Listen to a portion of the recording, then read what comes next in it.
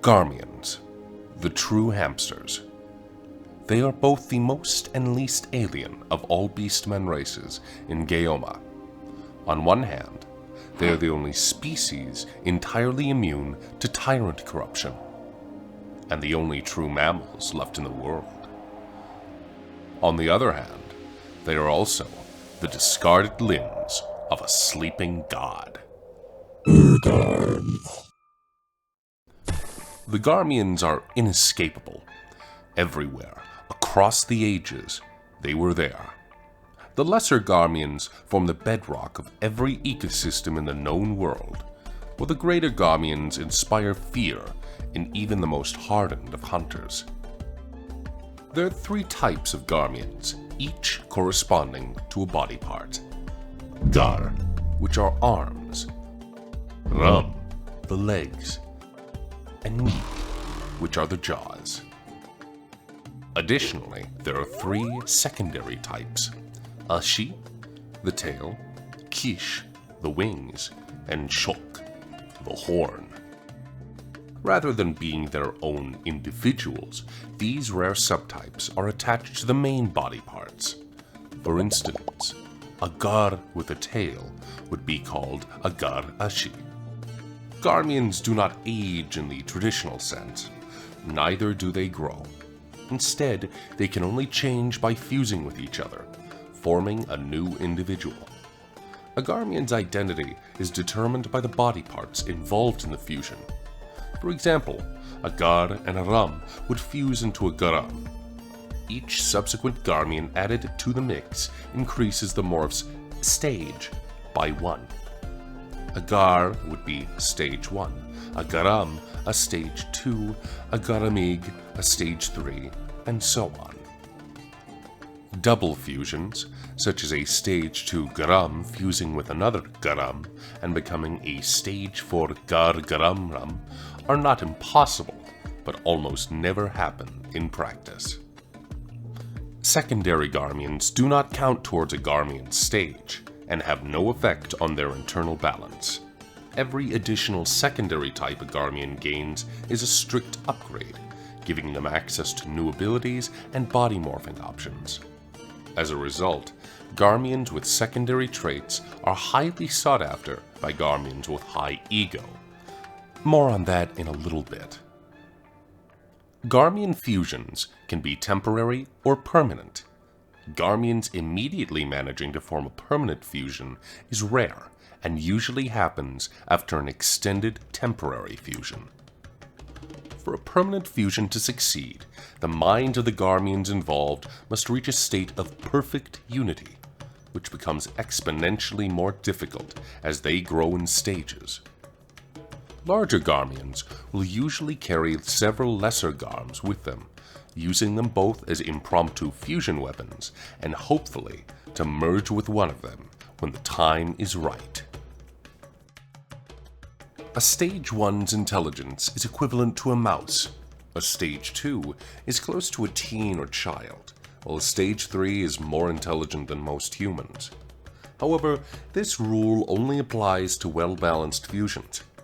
Garmians naturally flock to their own kind, which leads to dysfunctional fusions. The more a single type is repeated, the more primitive and deranged its mind becomes. A Meeg, for example, is even less intelligent than a Meeg. A Garmian psyche is also very different from ours. When their minds merge, they become both the fusion and its individual parts. When a Garam and a Meeg fuse, they become Meegaram. But Meegaram is Meeg, and it is Garam, and Garam is Gar and Ram. From the moment the fusion happens, all of these become retroactively true. Their memories and experiences are merged into one, and any contradiction is simply ignored.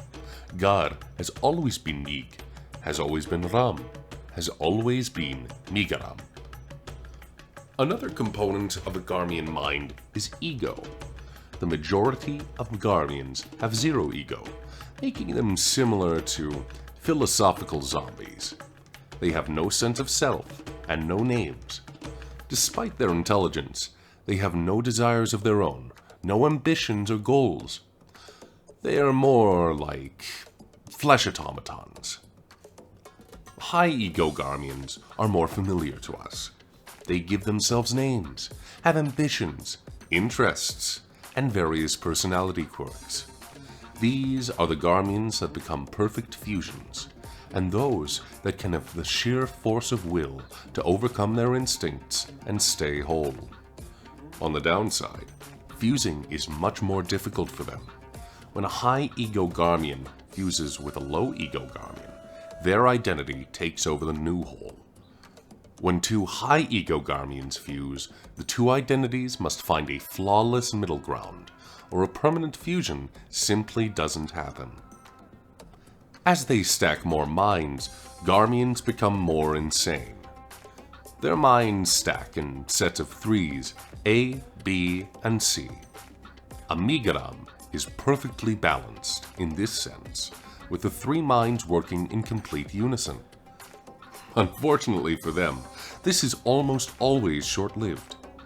Reaching the third stage is the biggest hurdle Garmians face in their growth, and the overwhelming majority never cross this threshold. Those who do will inevitably reach the fourth stage, putting their minds out of balance again. A stage for Migaram Mig is like a supercomputer, with an analog typewriter grafted onto it. The second mind almost always stutters, interjects, lags behind, dragging the whole down with it. The only way out of this hell would be to reach stage 6, becoming a Migaram Migaram, but the highest stage a Garmian has ever been known to reach is 5. As a result, most Garmian settlements are led by deranged philosopher kings, trapped inside of their own minds. And finally, reproduction. Garmians do not breed. They are simply born. The earth itself seems to will them into existence, and wherever there is life, there are Garmians. Mankind has managed to drive the hamsters to extinction multiple times over the course of history, and every time they reappeared within a few months.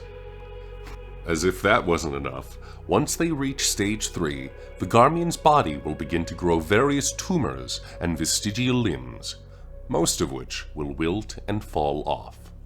Some of these gain a new life of their own, turning into new Garmians. The type of limb created will match the adult Garmians, while the amount will increase the less balanced a fusion is. Garmian settlements will sometimes keep gar-gar-gar, mig-mig-mig, and ram-ram-ram fusions around, each birthing untold amounts of new Garmians. Oh, just one more thing. Garmian heretics. Maybe not. Best not to think about it.